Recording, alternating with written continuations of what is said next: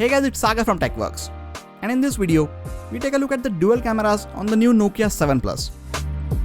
The Zeiss branded dual cameras on this phone are almost similar to the much higher priced Nokia 80 Core.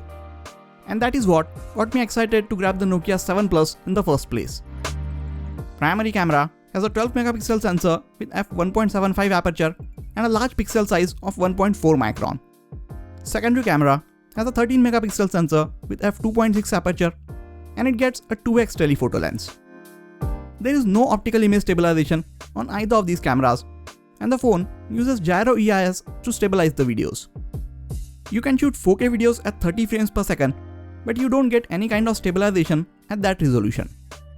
At the front, you get a 16 megapixel camera with f2.2 aperture and a pixel size of 1 micron. This camera is also equipped with Zeiss optics. This Nokia 7 Plus is running pure stock Android, and the camera app is the only custom application that you will find on it. The app itself is pretty intuitive, and you can easily switch to the Pro mode by just pulling on the on-screen shutter button. I wish these manual controls were also available while shooting videos. It would have also been nice to have a button for the live bokeh mode on the viewfinder itself. Now before we get to the image and video samples, make sure to hit the subscribe button so you don't miss out on any of the amazing videos coming up on this channel. Coming to the image samples, in good light, image quality from the primary camera is really good. It captures quite a lot of detail in each shot, and the sharpness is on point. For the most part, it captures accurate exposure of the scene. Colors are good and vibrant, but they are not overly saturated. Few of the images have a bit warmer tones, which I don't really mind. There is a secondary telephoto lens, which helps you take images like these without having to move closer to the actual subject. This 2x lens captures a bit softer images compared to the primary lens, but it still comes in handy at times. There is a slight shift in the color temperature of the images when you switch to the secondary lens, as you can see from these shots. These are images with and without the HDR mode turned on. Just look at the amount of details that the HDR mode brings back from the shadows. It might not be great at preserving the details in the highlights, but the amount of details it brings up from the shadows are enough to make an image look good. HDR mode will help save some of your low light images as well, but just make sure that you hold the phone really steady or you will end up with blurred images.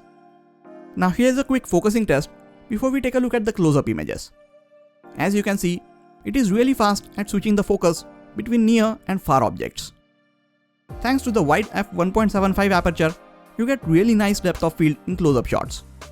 Just look at how well the background is blurred out in all of these shots. You get a good minimum focusing distance, but if you want to get even closer to your subject, just switch to the telephoto lens and that will give you an even better looking background. Portrait mode or live bokeh mode images on this phone allow you to adjust the amount of blur to the background while taking or even after you have clicked the picture. Images captured with this mode turned out to be excellent. Edge detection is on point and it keeps the actual subject of focus very sharp. To be honest, these are some of the best looking portrait images that I have seen from a non-flagship smartphone. My only issue with it is that since it uses a telephoto lens for portrait shots, you have to keep a lot of distance between you and the subject, and it takes a bit of time to set the focus on the person or the object that you are trying to capture. You get nice images with lot of details and very less amount of noise as you move indoors or to artificial lighting conditions. The large pixel size of 1.4 micron and an amazing image processing algorithm means you get sharp images with minimal amount of noise in these situations. Now there is some amount of noise creeping in when you move to even low lighting conditions, but you can keep that in check by just tapping on the brightest part of the image and bringing down the exposure a bit.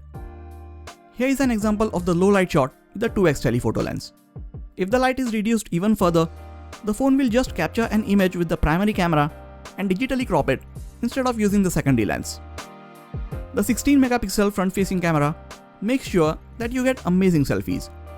It captures sharp and detailed images, colors are accurate, and it also handles the exposure really well.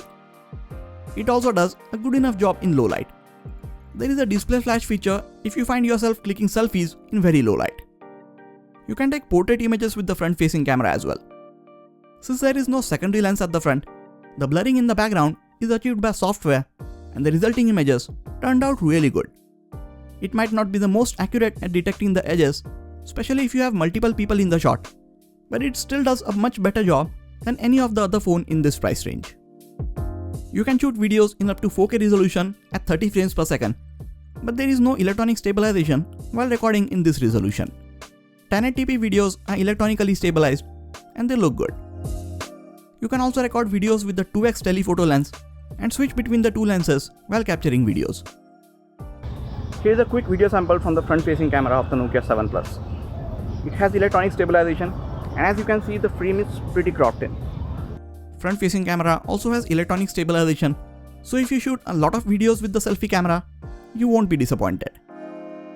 Before we wrap up, I should also mention that there is an option to shoot images and videos with the front and rear facing cameras at the same time, and Nokia likes to call it bothi. I am not sure how many people are actually going to use this feature, but it is still there if you ever need it.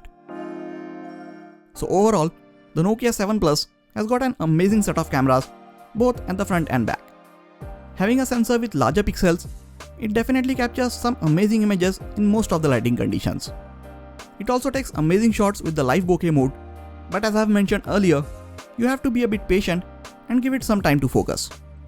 It might not be as good as some of the flagships in lower light, but it does well for the price at which it comes in. Front-facing camera is also really good, and it has seen quite a few improvements with software updates. I think it's fair to say that the Nokia 7 Plus has got one of the best set of cameras in this price range. I'm going to compare its camera with the Redmi Note 5 Pro and even the OnePlus 6 in a few days, so make sure you keep an eye out for those videos. Now that you have seen the image and video samples, what are your thoughts about the camera on the Nokia 7 Plus? Let me know in the comment section. If you are planning to get the Nokia 7 Plus, I will appreciate if you get it from the link in the description section. It helps the channel out at no extra cost to you. That is it for this video, guys. Please hit the like button if you enjoyed this video and subscribe to the channel for more quality tech videos like this. You can also check out some of the other videos from this channel. This has been Sagar, and I'll catch you guys in the next video. Take care.